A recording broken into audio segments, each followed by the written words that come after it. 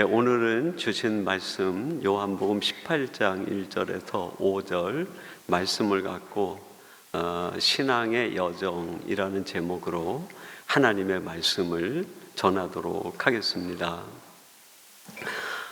우리가 잘 알고 있는 신앙인 중에 그 헨리 나우엔이라는 분이 있습니다.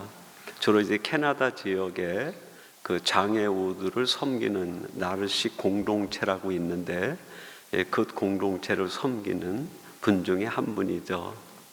이 헨리 나우엔이 그곳에 섬김을 하다가 안식년을 맞게 됩니다. 그러면서 그 안식년 전후로 해서 본인이 생각했던 것과 또 안식년에 경험했던 것, 또 안식년이 끝난 뒤에 본인이 묵상했던 것들을 전부 묶어서 안식의 여정이라는 제목으로 책을 냈습니다.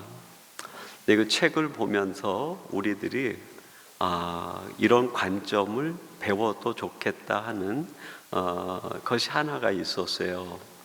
세 가지 내용으로 이렇게 축약해 볼 수 있겠는데, 나름대로 열심히 일하고 수고하면서 이제 안식년이 서서히 다가오게 됩니다. 내게 주어진 나만의 시간이고 내게 주어진 선물과 같은 시간이죠. 그래서 안식년이 다가오게 되니까 많은 계획을 세워요. 그동안 만나지 못했던 친구도 만나고, 또 여행하고 싶었던 곳이 있는데 여행지도 선정을 하고, 또 밀린 책들, 하고 싶은 일들, 이런 여러 가지들을 목록을 만들고 안식년이 되면 내가 이렇게 해야지 많은 계획을 세웁니다. 그리고 드디어 안식년이 시작이 된 거예요. 근데 안식년이 시작된 그 기간 동안엔 본인이 세운 계획은 거의 시도를 하지 못하는 거예요. 왜냐하면 현실로 부딪힌 안식년이 내게 너무나 많은 변수를 가져다 주었기 때문입니다. 여행을 가려고 하는데 가족이 갑자기 어려움을 당하는 소식이 들려오고, 또 뭔가 좀 쉬려고 했더니 친구로부터 급한 연락이 오고, 또 마음을 쉬려고 했더니 국제 정세, 국내 정세가 어려워져서 또 마음이 쉬지를 못하고, 많은 계획을 세웠는데 그 계획을 가지고 안식년을 보내려고 했지만 실제로 현실은 그렇게 살도록 놔두지를 않는 거예요. 그러면서 그런 이야기를 고백합니다. 내가 마음으로 많은 계획을 했는데 그 걸음을 인도하시는 분은 하나님이시구나. 여러분, 세상살이가 내 계획, 내 뜻대로 된다고 하면 뭐 세상 사는 게 그렇게 힘들고 어렵겠습니까? 세상살이가 힘들고 어려운 까닭이 뭐예요? 내가 계획하고 다 준비해 놓았는데, 그래서 실전의 삶을 살려고 하다 보니까 그게 하나도 적용이 되지 않는 거예요. 살면서 왜 그렇게 많은 인생에 변수가 찾아옵니까? 평안할 줄 알았는데 갑자기 가정에 어려움이 생기고, 또 내 일이 잘 순적하게 진행되는 것 같다가 갑자기 질병이 찾아오기도 하고, 또 모든 사업이 잘 되는 것 같다가 세계 경제가 어려워지게 되면서 급히 어려움을 만나게 되는 인생의 변수가 너무 많이 찾아오지 않습니까? 그래서 이 헨리 나우엔이 자기가 생각했던 안식년을 이렇게 보내야지 하려고 했던 것과는 다르게 매 순간 현실로 부딪히는 그 일을 처리하고 반응하고 선택하는 일을 하면서 안식년이 다 끝나가는 거예요. 마지막에 이런 생각을 합니다. 내가 이 안식년을 다 끝내고 난 뒤에 내가 지나왔던 그 안식년을 바라보며 내가 잔잔히 미소 지을 수 있을까? 그 질문을 해요. 책은 그렇게 하면서 이제 마무리가 지어집니다. 거기에서 제게 대묻는 질문을 하나, 책이 나에게 준 것이 있다고 하면 그런 거였어요. 내 인생을 내가 다 살고 끝난 뒤에 내가 살아온 인생을 바라보며 나는 미소 지을 수 있을까? 아, 힘들었지만 참 잘했다. 여러 가지 어려움이 있었지만 그래도 믿음으로 잘 이겨냈다. 하나님 앞에 올라가서 내 인생을 다 돌아보면서 힘들었지만 그래도 참 잘했다. 그러면서 내가 살아온 삶을 바라보며 미소 지을 수 있을까? 헨리 나우엔이 이 책을 통해서 우리에게 전하고 싶었던 메시지가 이것이 아니었는가 그런 생각이 듭니다. 이 헨리 나우엔이 안식년이라고 하는 어떤 일정의 시간을 선물로 받은 것처럼 여러분 우리들도 하나님으로부터 우리가 살아가는 일생이라고 하는 선물을 받은 거 아닙니까? 헨리 나우엔에게 안식년이라는 선물이 있었다고 하면 지금 우리들에겐 오늘 살아가는 우리의 삶이 하나님이 주신 안식년과 같은 선물이 아닌가. 이 생을 살아가면서 우리가 많은 계획을 세웁니다. 내가 살아가는 인생은 이렇게 살아가야지. 근데 그 계획을 가지고 살아가지만 실제 현실은 어떻습니까? 내 계획대로 되는 일이 그리 많지 않아요. 그래서 나우엔이 고백한 것처럼 사람이 자기의 길을 계획할지라도 그 걸음을 인도하시는 분은 하나님이시구나. 이 고백을 우리가 똑같이 할 수밖에 없는 것이 아닌가. 그럼 마지막에 우리가 잊지 말아야 될 질문 하나가 있다고 하면 무슨 질문일까요? 그거 아닐까요? 하나님, 제가 내 인생을 다 산 뒤에 내가 살아온 인생을 바라보며 잔잔히 미소 지을 수 있는 그런 인생을 살 수 있도록 나를 도와주시옵소서. 결국 우리의 삶은 이 한 질문으로 요약이 되지 않을까 그런 생각이 듭니다. 여러분들은 어떻습니까? 여러분의 살아가는 인생을 어떤 관점, 어떤 질문 속에 살아가고 계십니까? 오늘 우리가 함께 읽은 말씀은 요한복음 18장 1절에서 5절까지 말씀인데 예수님께서 요한복음 13장 말씀부터 17장 말씀까지 쭉 긴 설교를 하세요. 그걸 가리켜서 예수님의 고별 설교다 그렇게 이름을 붙입니다. 마태복음이나 마가복음, 누가복음은 예수님이 말씀을 하셔도 단락별로 짧게 말씀을 하세요. 근데 요한복음만 특이하게 13장 사랑에 대한 말씀으로부터 시작해가지고 17장 너희가 하나가 되라 하는 대제사장의 말씀으로까지 해가지고 그냥 17장까지 길게 말씀을 이어가십니다. 그리고 18장부터는 설교가 없어요, 예수님의. 그리고 예수님의 행적만 남아 있습니다. 그래서 17장까지는 말씀으로 가르치신 거예요, 말씀으로. 그리고 18장부터는 예수님의 행적으로 가르침을 하시기 시작합니다. 오늘 본문 1절, 그래서 이렇게 시작을 해요. 예수께서 이 말씀을 하시고 제자들과 함께 기드론 시내 건너편으로 나가시니 그곳에 동산이 있는데 제자들과 함께 들어가시니라. 이 말씀을 하시고 라고 하는 말이 바로 13장에서부터 17장까지의 긴 예수님의 설교, 가르침을 의미해요. 주님은 우리를 말씀으로도 가르치는 분이십니다. 그래서 우리는 늘 말씀에 귀를 열어야 돼요. 하나님이 오늘 내게 무슨 말씀을 하시는가? 주님은 내게 오늘 어떤 말씀을 주시는가? 주시는 말씀에 귀를 여는 것 참 중요한 일이죠. 그리고 또 한 가지, 주님은 주님의 행적을 통해서 가르침을 주시는 분이에요. 그래서 오늘 18장에 보면 말씀으로 가르침을 주신 뒤에 한 가지 행동으로 또 가르침을 주시는데 1절에 보니까 어디를 지나가셨다 얘기를 해요? 기드론 시내를 지나가셨다, 그렇게 얘기를 하십니다.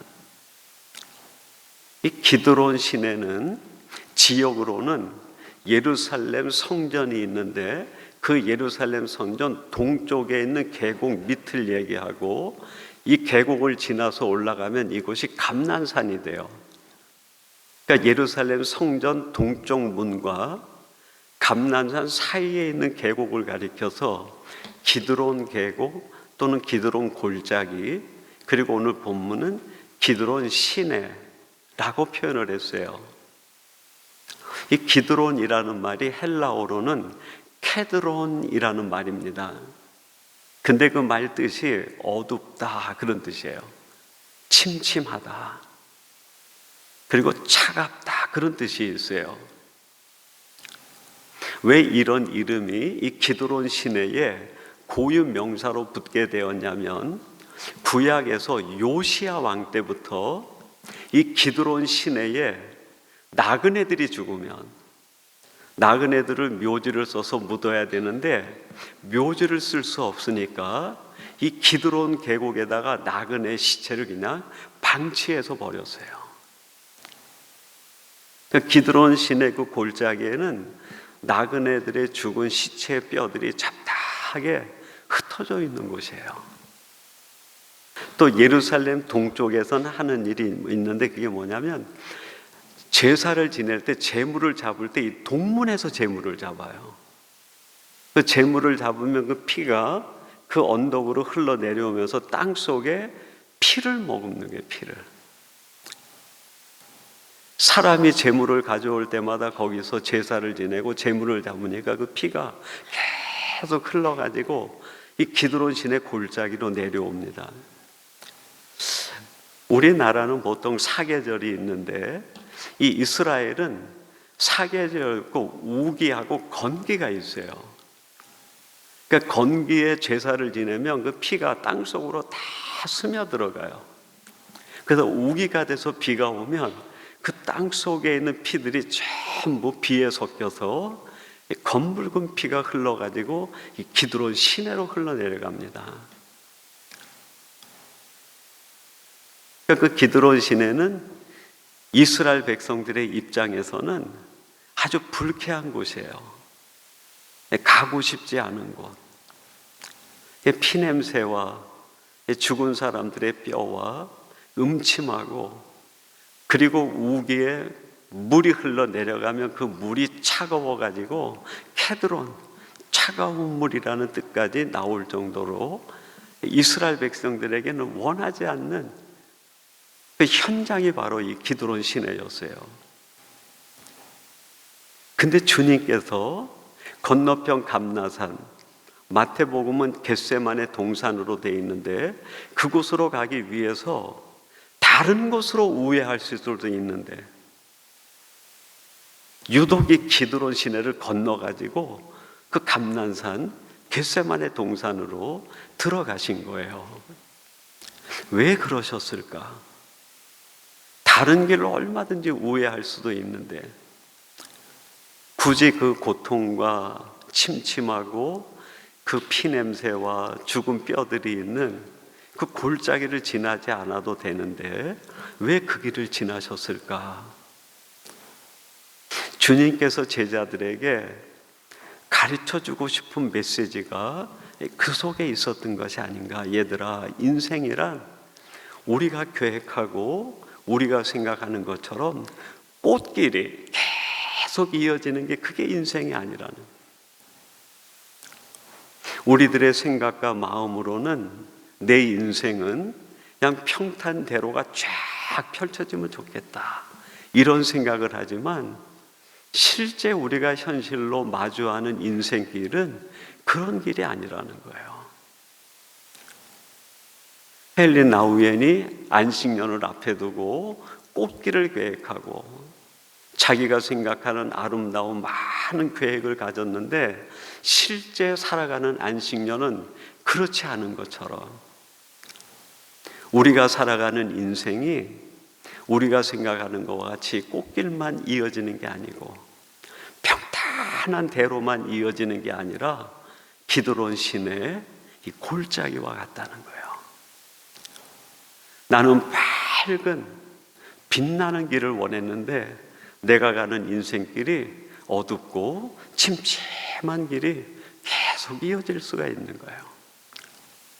내가 생각하는 길은 시온의 대로와 같은 평탄한 길을 기대했는데 실제로 내가 만나서 걸어가야 되는 길은 가시골짜기일 수 있는 거예요.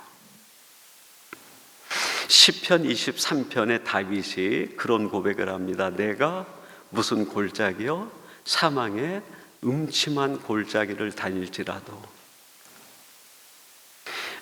다윗이 이 고백을 한 까닭이 뭘까요? 다윗도 생각이 있는 사람 아닙니까? 일부러 음침한 사망의 골짜기를 좋아서 갈 사람이 누가 있어요? 아마 하나님 앞에 많은 기도를 드렸을 겁니다. 하나님, 제가 가는 길은 풀밭이 되게 하시고 양들이 뛰어놀 수 있는 아름다운 그런 골짜기, 잔잔한 샘물가, 그런 것만 되게 해주세요. 목동인 다윗에겐 그게 꿈 아니겠어요? 근데 실제로 다윗이 걸어가는 인생길은 어떠했습니까? 사망의 음침한 골짜기와 같은 거예요. 지금 주님께서 제자들에게 하시고 싶은 메시지가 바로 이것이 아니었을까? 얘들아, 우리가 살아가는 인생은 푸른 풀밭, 잔잔한 물가가 이어지는 게 아니라 사망의 음침한 골짜기와 같은 길을 지나가는 때가 있을 수 있어. 우리가 생각하는 게 꽃길만 진행되면 좋겠다 생각할지 모르지만 우리의 인생이 기드론 시내같이 검붉은 피가 흘러넘치는 피의 강을 지나야 할 때도 있어. 우리가 생각하는 인생이 시온의 대로 평탄한 길이 되기를 원하지만 아골 골짜기처럼 뼈가 가득한 고통의 골짜기일 수도 있어. 이걸 기억하라는 거죠. 그렇게 주님께서 이제 기드론 시내를 건너서 겟세마네 동산에 도착을 했는데 기도하고 내려오는데 거기 누가 기다리고 있었어요? 오늘 본문 3절에 보니까 이렇게 말합니다. 유다가 군대와 대제사장들과 바리새인들에게서 얻은 아랫사람들을 데리고 등과 횃불과 무기를 가지고 그리로 오는지라. 기드론 시내를 지나서 왔는데 좀 쉼이 시작이 되는 게 아니라 거기에 유다가 제사장들로부터 군사를 데리고 무기를 들고 예수님을 기다리고 있는 거예요. 사람에게 칭찬과 격려와 위로가 필요한데 실제로 우리가 만나는 건 뭡니까? 배신과 모욕과 조롱과 고통이 기다리고 있을 수 있는 거예요. 기드론 시내를 지나고 이제 내가 지나는 험한 길은 끝났겠지 생각을 했는데 끝난 게 아니라 뭐가 기다리고 있습니까? 칼 든 사람들이, 무기를 든 사람들이 기다리고 있는 거예요. 여러분, 이 세상은 이런 의미에서 우리에게 참된 안식을 주는 곳이 아니라 우리의 삶에 계속 끊임없는 염려와 걱정, 고민과 갈등을 주는 곳이 세상이 아닌가. 세상은 우리에게 위로를 주는 게 아니라 세상은 할 수만 있으면 우리를 무너지게 하려고 합니다. 주님이 그걸 제자들에게 말해주고 싶었던 거예요. 얘들아, 세상은 할 수만 있으면 너희들을 무너뜨리려고 하는 곳이야. 그러면서 이제 주님께서 그러면 이렇게 우리가 건너가야 될 인생길, 기드론 시내와 같은 인생길을 어떻게 하면 우리가 지혜롭게 신앙인답게 건너가서 그 내가 지나간 길을 바라보며 잔잔히 미소 지을 수 있을까? 오늘 예수님이 행하신 두 가지를 살펴보면 우리가 그 열쇠를 발견할 수 있겠다, 그런 생각이 들어요. 첫째는 내가 하나님의 자녀라는 분명한 정체성을 가져야 되겠다. 5절에 이제 주님께서 그 길을 건너갔는데 거기 대제사장 무리들이 기다리고 있습니다. 4절에 주님께서 그들을 향해 질문해요. 너희들이 누구를 찾느냐? 그랬더니 나사렛 예수를 찾는다 이야기를 해요. 5절에 주님께서 대답을 하시죠. 내가 그로라. 내가 그로라. 이 4절 5절이 주는 예수님의 기드론 시내를 지날 때에 예수님이 가졌던 마음의 자세, 예수님이 품은 게 뭘까요? 나는 하나님의 자녀다. 하나님의 아들이라는 분명한 정체성을 가지고 기드론 시내를 건너신 거예요. 내가 그로라. 여기에 메시지가 뭘까요? 우리가 살아가는 세상이 기드론 시내같이 온갖 죽음과 고통과 우리가 살아가는 삶의 어려움이 가득한 곳이라 할지라도 내가 하나님의 사람이라고 하는 분명한 정체성이 있으면 흔들리지 않는다는 거예요. 그 정체성이 나로 하여금 오늘을 이기게 하고 고난을 이기게 하고 내가 만나는 수많은 인생의 변수들을 이기게 하는 능력이 된다는 거예요. 그걸 품고 살아갈 때 내가 지나간 그 길을 바라보며 잔잔히 미소 지을 수 있는 사람이 된다는 겁니다.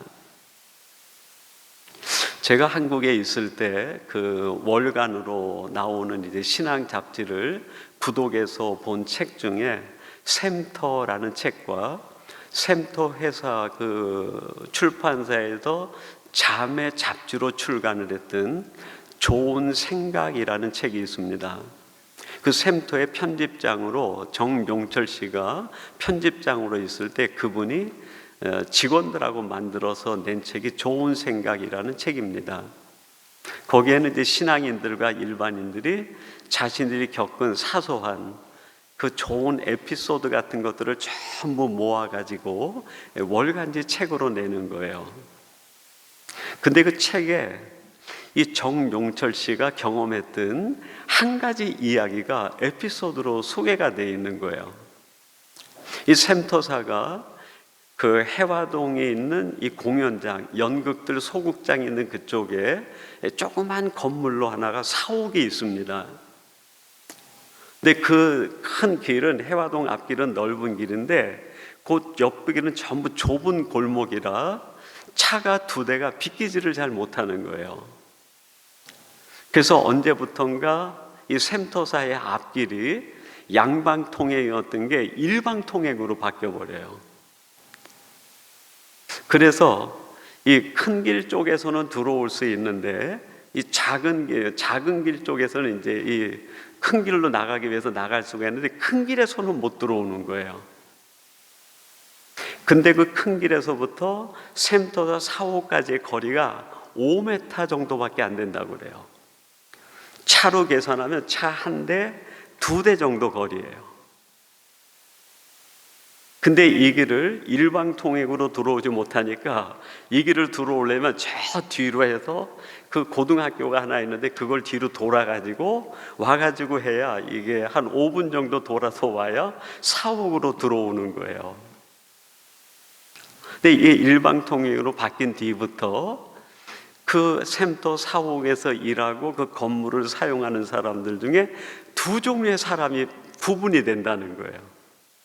한 부류의 사람들은 해봤던 큰 길을 돌아서 삥 돌아가지고 일방통행을 따라가지고 와서 사옥으로 들어오는 분이 있는가 하면 또 한 사람이 있는데 그 큰 길을 가다가 거기에서 후진으로 일이 들어온다는 거예요.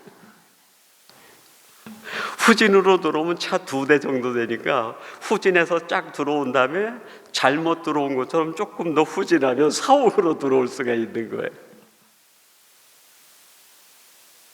그러면서 이 정영철 씨가 그렇게 얘기합니다.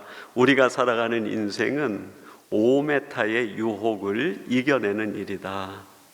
이게 딱 5m가 되는데 이 5m의 유혹을 이겨내기가 쉽지 않다는 거예요.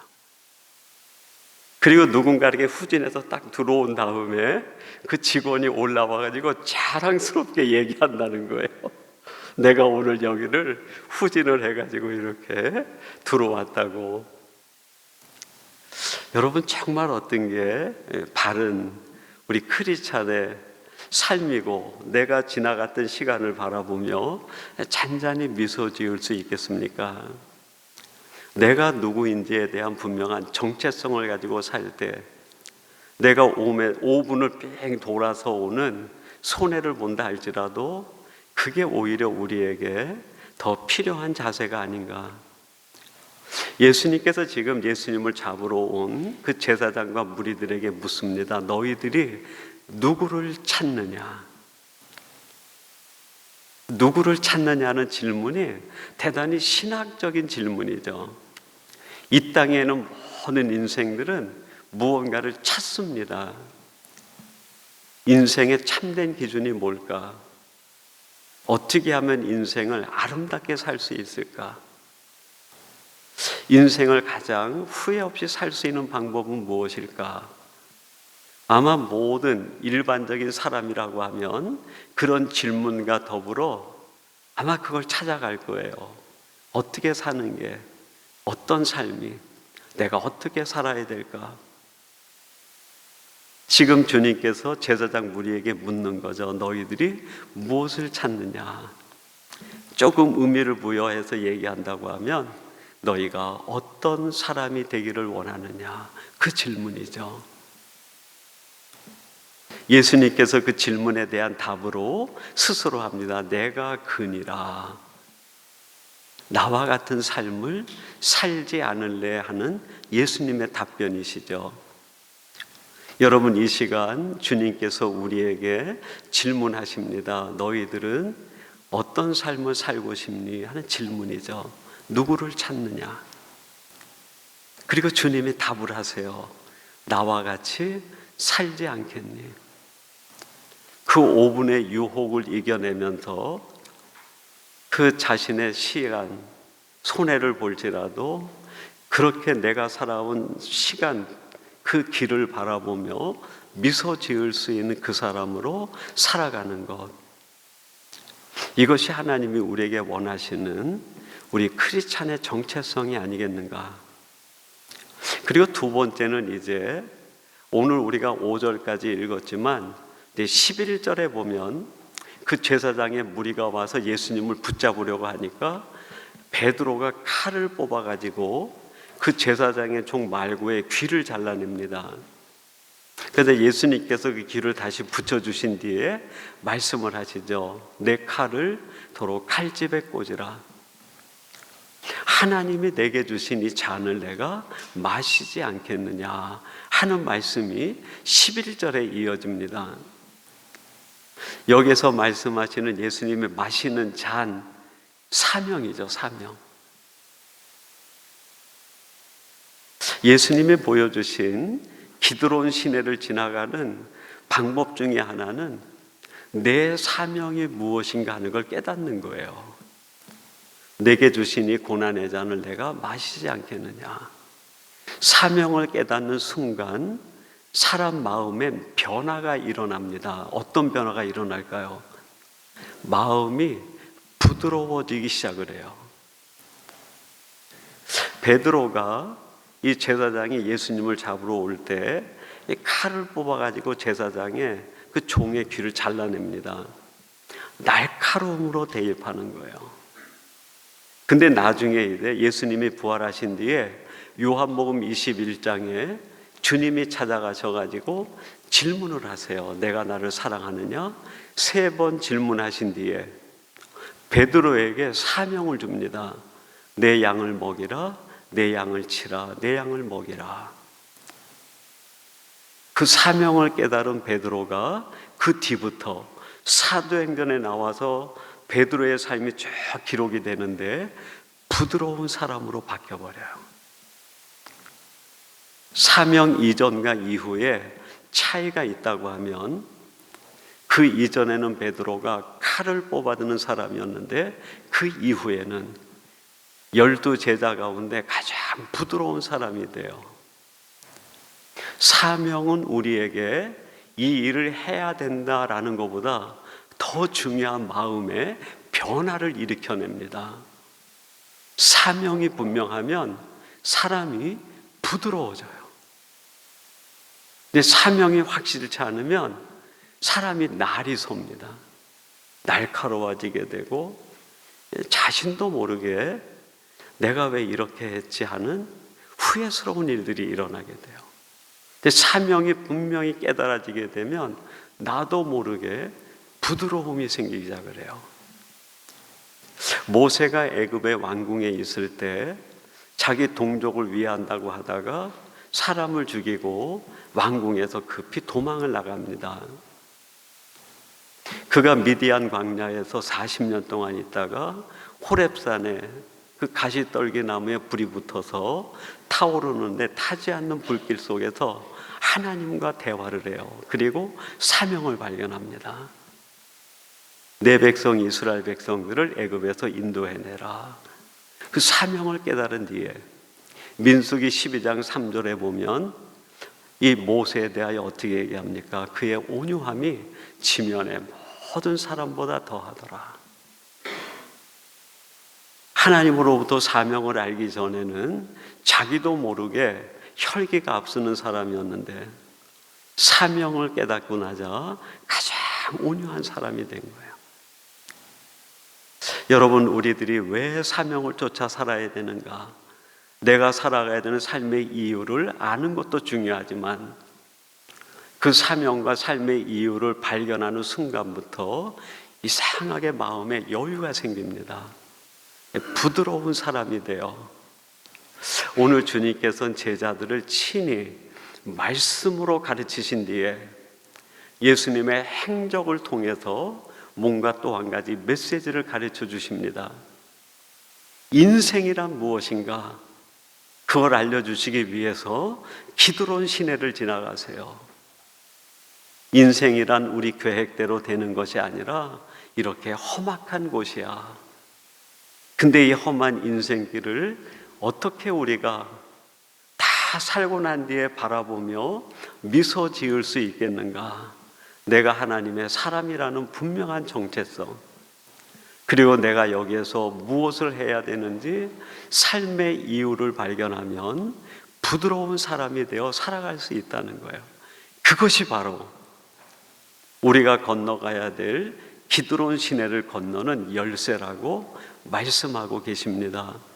저와 여러분들이 오늘 주님이 주시는 이 말씀을 통해 나는 하나님 앞에서 어떤 정체성과 어떤 부드러움으로 살고 있는가 돌아보며 여러분의 삶이 다 지난 뒤에 여러분이 지난 시간을 돌아보며 정말 잔잔히 미소 지을 수 있는 모든 성도들이 되시길 주님의 이름으로 축원합니다. 우리 같이 기도하겠습니다. 하나님 아버지, 감사합니다. 오늘 주시는 말씀을 통해 저희들이 하나님 앞에서 잔잔히 미소 지을 수 있는 사람이 되게 하시고, 우리가 지나가는 시간, 우리가 살아가는 삶이 기드론 시내 같다 할지라도 예수님이 그리하셨던 것처럼 분명한 정체성과 부드러움을 가지고 살아가는 저희들 되게 해 주옵소서. 예수님의 이름으로 기도하옵나이다. 아멘.